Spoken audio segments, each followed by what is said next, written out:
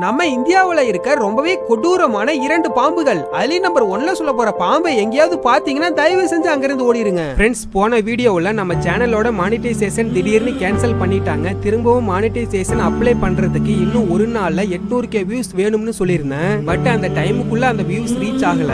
இப்போ இன்னும் 2 டேஸ்ல 1.5 மில்லியன் ரியல் டைம் வியூஸ் வந்தாதான் மானிட்டைசேஷன் திரும்பவும் அப்ளை பண்ண முடியும். ஒருவேளை இந்த தடவையும் மிஸ் ஆகிருச்சுன்னா 2 வருஷமா கஷ்டப்பட்டு சம்பாதிச்ச 9,50,000 சப்ஸ்கிரைபர்ஸுமே வீணா போயிரும் ஃப்ரெண்ட்ஸ். நீங்க இந்த வீடியோக்கு மட்டும் ஒரு லைக் போட்டு வீடியோ ஃபுல்லா பாத்தீங்கனாலே போதும் ஃப்ரெண்ட்ஸ். உங்களுக்கு டைம் இருந்தா நம்ம சேனல்ல இருக்க எல்லா வீடியோஸையுமே கிளிக் பண்ணி பாருங்க ஃப்ரெண்ட்ஸ். நம்பர் 2, கருநாகம். நம்ம இந்தியாவுல காணப்படக்கூடிய ரொம்பவே கொடூரமான ரொம்பவே ஆபத்தான விஷம் கொண்டதுதான் இந்த கருநாகம். இந்த பாம்புகள் தூங்கிக்கிட்டு இருக்க மனிதர்களை தான் அதிகமா கடிக்குமா. இதனாலேயே நிறைய மனிதர்கள் இந்த பாம்பு கடிச்சு தூக்கத்திலே இறந்து போயிருக்காங்க. ரொம்பவே இன்ட்ரெஸ்டிங்கான நம்பர் 1 பாக்குறதுக்கு முன்னாடி நீங்க ஒரு தடவையாவது பாம்பை நேர்ல பாத்திருக்கீங்கன்னா இந்த வீடியோக்கு ஒரு லைக் போட்டு கமெண்ட்ல ரெட் கலர் ஹார்ட்டை கமெண்ட் பண்ணுங்க.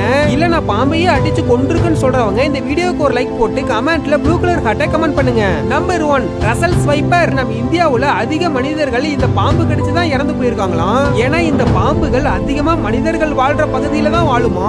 இந்த பாம்பு கடிச்சு 30 நிமிஷத்துல ஹாஸ்பிட்டலுக்கு போகலன்னா கிட்னி ஃபெயிலியர் ஆகி உடனே இறந்து போயிருவோமா.